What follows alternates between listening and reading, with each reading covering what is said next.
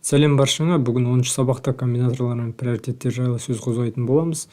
Және тақырыпта descendant selector, space, child selector, артық, adjacent sibling selector плюс general sibling selector tilde деген символдар CSS-ке қандай қатысы бар екенін айтам, және приоритетті есептейміз. Сіздермен мен Ақжолтай, және сіздер сайт жасау каналындасыздар. Бастайық. Біздің бірінші тақырып ол descendant selector, space, яғни қазақша аударатын болсақ, бұл ұрпақ бойынша селектор және бос орын немесе пробел. Бұны түсіну үшін біз мысалымызды қарайық. Бізде бүгін мысалда мынандай картинкалар, бірінші бұл иконкалар, әлеуметтік желілердің және бір картинка бар. Бізде код қарапайым, айырмашылығы бұл жерде мына картинкалар дифтің ішінде links деген, және мына үлкен картинка ол бөлек тұр. Біз стильге енді мынандай нәрсе берек. Мына картинкаларды мыналардың өзін үлкейтейік, кішкене үлкейтіп қояйық. Мысалы width 40 пиксель қояйық. Сол кезде не болады? Бізде қараңыздар, барлығы үлкейді мына иконкалар, бірақ астында тұрған image ол да кішірейіп кетті. Бірақ біз оған тиіспеу керек едік. Бұның қандай жолы бар? Біз енді мына 40 пиксель беру үшін әрқайсысына мына картинкаларға әрине класс берсек болады, және басқаша жолы бар. Қарасақ, мына image ол бөлек тұрда, body'нің ішінде, тура body'нің ішінде тұр, ал мына қалған біз өзгерту керек имидждер, бұлар дифтің ішінде. Яғни дифтің ішінде бұл жерде біз жаңа пробелді descendant selector деген қолданамыз. Яғни нақты пробел немесе бос орын қою арқылы біз мына картинкаларға стиль бере аламыз. Бұл деген мына кодты дұрыстап қарайтын болсақ, дифті ізде деп тұр. Кез келген дифті қара дейді. Бұл жерде бізде бір ғана диф. Оның ішінде кез келген картинканы мына стильге оны анықта дейді, оған анықта. Сонымен бұны сақтаймын да, және көрейік. Біздің ойлағанымыз орындалды. Біз дифтің ішінде картинка image деген болады, и оған width деген 40 пиксельді бер деп тұрмыз. Ол мына картинкалары орындалды. Ал қай кезде бұл орындалмай қалады? Мысалы, мынау да бір дифтің ішінде болып тұрса, nature деген бұл да бір дифтің ішінде тұрса, бұл кезде ол біздің ойлағанымыз орындалмайды, іске аспайды. Себебі дифтің ішіндегі image кез келген дифті табады. Мысалы, мына жерде екі диф, екеуін де қарастырады, сосын олардың ішіндегі имидждерді қарастырады. Бұл жақта біздің имидждер бүкілі кіріп кетеді. Сондықтан бұл бізде орындалмайды. Біз мына енді классты кішкене класспен қолдануымыз керек. Links деп. Бұлай да қолдануға болады. Сонда бізде барлығы ойлағандай болады. Ал енді мынандай мысал. Біз именно мына алтауының біреуін width'ін мысалы өзгерткіміз келеді. Width'ін өзгерткіміз келмейді. Мысалы, мынаны басқа бір дифке кіргізіп сап, оның стилі бөлек болу керек деп ойлайық. Мысалы, dribble бөлек болу керек. Бұған енді пока мына width 40 бермейміз, по умолчанию өзінікімен тұрсын дейік. Енді жаңарт көрейік. Бізде мына dribble деген төмен түсіп кетті да, бірақ оның width'і 40 болып қалды. То есть мынау орындалып жатыр. Бұл не деген сөз? Мына сіздердің бос орын, яғни пробел жасағандарыңыз, бұл links'тің ішінде кез келген картинка орындалады. То есть ол дифтің ішінде тұр ма, басқа жерде тұр ма? Жоқ, оның ішінде, дифтің ішінде тағы диф, бірнеше дифтің ішінде image ба? Оған қарамайды, ұрпақ деп тұр ғой. Сондықтан пробел бүкіл ұрпақтарын, яғни ішінде кез келген имиджді өзгертеді. Бірақ әрине оның сыртындағы, links'тің сыртындағыларға әсер етпейді. Енді тек қана мына имидждерге әсер ету үшін не істеу керек? Бізде жол келесі тақырып.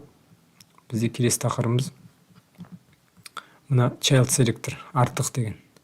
Child selector тек қана балаларын алады. Мына ұрпақтарын алды, space, мынау енді child тек қана балаларын алады. Яғни мына балаларын алу үшін біз мына жерге жазған жерге тек қана артық деген символ қоямыз, және тексерсек, бізде dribble кішіреп қалды, көрсеңіздер. Бұл по умолчанию өзінің ұзындығын алды. Сөйтіп біздің мына div бәрін өзгертіп тұр. Енді sibling selector дейді. Бұны қазақша аударатын болсақ, бұл көршілес, бауырлас селектор. Мына Facebook'ке бір класс берейін да. класс fb деп, и оған бір стиль берейін. Стиль берем да, мысалы background color red деп. Ал келесінікін background color'ын, мына инстаграмдікін мысалы басқаша сары сондай бірнеге қылып көрейік. Ол үшін біз оған класс бере алмайтын болсақ, мысалы fb деп Facebook'a берді, бірақ мынаған бере алмаймыз. Ол үшін не істеу керек? Ол үшін жаңағы көршілес деген стильді қолданамыз. Так, Facebook'ты қарап істеді ме? Facebook істеді, арты қара болды, қызыл болды. Енді көршілесін анықтау үшін жаңағы плюс деген бар бізде. Көршілес келесі элемент image. Не, бітеміз да. И оның background color'ын көк қылайық. Жаңартам. Менде Instagram боялды көкке. Егер келесі тұрған элемент мысалы span болса, span мына жерде бір қандай да бір текст тұрса, бұл кезде Instagramның артқы несі фоны өзгерген жоқ. Бірақ тұр, әлі код тұр. Ана плюс деген, яғни өзіне условия да береді, келесі элемент image болу керек деген. Келесі элемент мысалы all деген, кез келген деген не беріп қойсақ, мысалы бұл кезде енді спанға орындалу керек. Спан біздің көк болып кетті. Ол деген кез келген, естеріңізде болса, ол кез келген элементті таңдайды. Спан десек те ол жаңағы көгіміз орындалады. Сонымен біз плюсті өттік. Ары қарай sibling selector, general sibling selector дейді. Бұл енді кез келген бауырлас элементтің таңдау. Бұны тура несінде көрейік, жұмыс етіп көрейік. Мысалы тильда деген бұндай символды қолданамыз да, кез келген имиджді қоямыз, и оған қай стильді өзгертетін көрейік. Міне көрсеңіздер, бүкіл Facebook'тан кейінгі тұрған бүкіл имидждарды өзгертті. Nature'ға барған жоқ, себебі ол бұның бауырлас емес. Бауырлас деген бір деңгейде тұрған тегтер сиблинг деп айтады, немесе брат, сестра деген сияқты ғой. Мұның бәрі бауырлас, сол үшін бұның бәрі көкке боялды. Бізде мынандай комбинаторларды өттік, төртеу ғана өзі, осылар жаттап жеткілікті. Біз осыған дейін приоритет жайлы айтқанбыз, бүгін оны толығырақ түсіндіре өтейін. Бізде мынадай мысал, жаңағы мысалды жалғастырамыз. Тек біз мына diff'ке background береміз. Бұл кезде екі diff'ке де background орындалады. Мына картинкалар тұрған және бір ғана картинка тұрған diff'тің ішінде сыртында барлығы background қызыл болады. Ал егер мен мына линктікін өзгерткім келсе, мен жай ғана link істеймін, бұның background color'ын мысалы көк қылайын. Бұл кезде әрине орындалады. Бірақ оны не үшін орындалатынын қарайық. Ол үшін бізде қараңыздар, салыстырып көрейік. Div деген text selector, мынау class selector. Class selector'ның приоритеті 10, text selector'дікі 1. Мына class selector'дікі 10 жоғары болғандықтан бізде мынау орындалып жатыр. Links деген. Ал енді мына links жарайды. Бұл жерге енді ID беріп көрейік. Link 1 деген ID беріп көрейік та, енді link 1-дің түсін өзгертіп көрейік. Background color енді басқаша болсын. Мысалы қара болсын. Енді көрейік қайсы орындалады. Қара орындалды. Себебі бізде мына решетка ID, оның приоритеті өте жоғары, 100 деген. Одан да ең көбі 1000. Бұл inline стиль, приоритеті 1000 екен. Қарап көрейік, мына жерге inline style жаз көрейік. Және тура background color жазайық.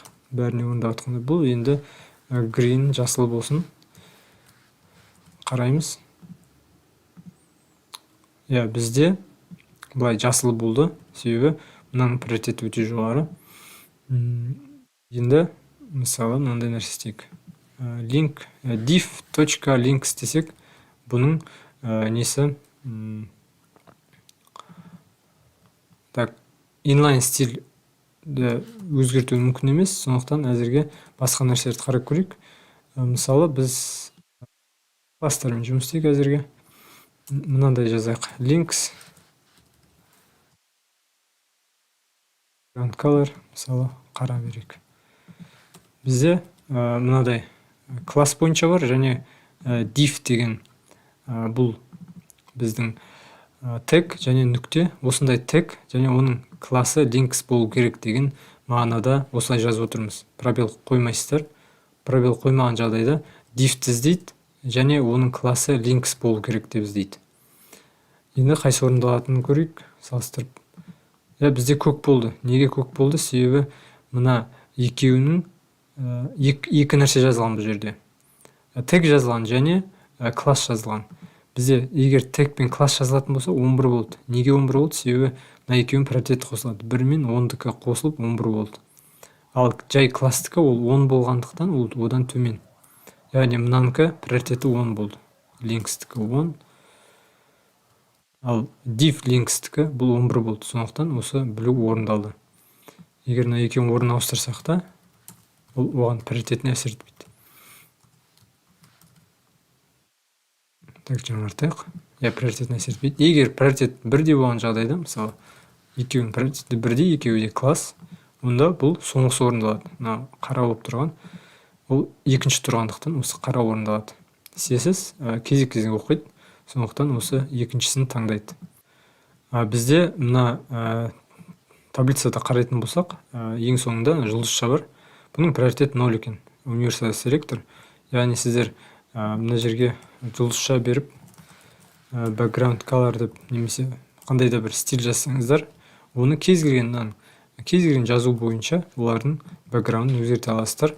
Себебі приоритеті 0, басқаға қатты әсер етпейді.